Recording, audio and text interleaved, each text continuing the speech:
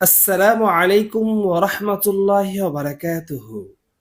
প্রিয় দর্শক শ্রোতা, আশা করি আল্লাহ পাকের অশেষ রহমতে আপনারা সকলেই ভালো আছেন। মানুষ দুনিয়ায় সফল হওয়ার জন্য কত কষ্ট সহ্য করে। কেউ কেউ সফল হয়, কিন্তু বেশিরভাগ মানুষই হতাশ হয়। একটু সুখের আশায় মরীচিকার পেছনে ছুটতে ছুটতে মানুষ নিজের জীবন জাহান্নামে পরিণত করে। অথচ প্রকৃত সফলতা আখিরাতের সফলতা। পবিত্র কোরআনে এসেছে, আর অবশ্যই যারা তাকে অবলম্বন করেছে তাদের জন্য আখিরাতের আবাস উত্তম। তবু কি তোমরা বুঝো না? হযরত আবু হুরায়রা রাদিয়াল্লাহু তাআলা আনহু থেকে বর্ণিত, রাসূল সাল্লাল্লাহু আলাইহি সাল্লাম বলেন, একজন ঘোষক জান্নাতের মধ্যে ঘোষণা দিবে, এখন থেকে তোমরা জীবিত থাকবে, আর কখনোই মরবে না। তোমরা সুস্থ থাকবে, কখনো অসুস্থ হবে না। তোমরা যুবক থাকবে, কখনো বৃদ্ধ হবে না। তোমরা অফুরন্ত ভোগবিলাসের ভিতরে থাকবে, কখনো অভাব অনটন তোমাদেরকে স্পর্শ করবে না।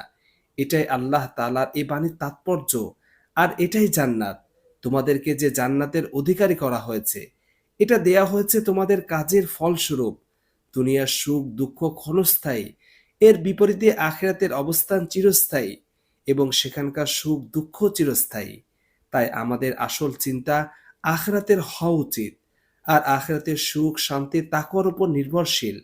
যারা দুনিয়ার জীবনে তাকওয়া অবলম্বন করে, আল্লাহর ভয়ে পাপ থেকে বিরত থাকে, কষ্ট হলেও হালাল পথে থাকার চেষ্টা করে, তাদের জন্যই আছে স্থায়ী সফলতা, যে সফলতা অতীতের সব কষ্ট ভুলিয়ে দিবে।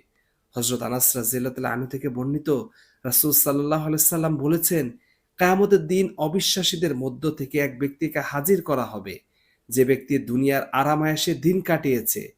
ফেরেশতাদেরকে বলা হবে, তোমরা একে জাহান্নাম থেকে একবার ঘুরিয়ে আনো।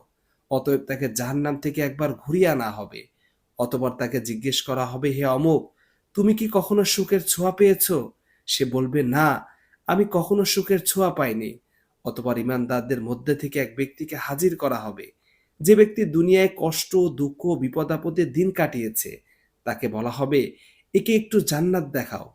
অতঃপর তাকে জান্নাত দেখানো হবে।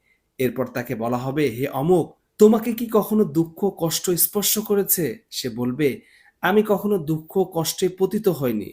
সুবহানাল্লাহ! প্রকৃত সফলতা সুখ সেটাই, যেটা স্থায়ী হয় এবং অতীতের সব কষ্ট ভুলিয়ে দেয়। আর মর্যাদার দিক দিয়ে সবচেয়ে নিম্ন স্তরের জান্নাতি ব্যক্তি ১০ দুনিয়ার সমান জান্নাত পাবে।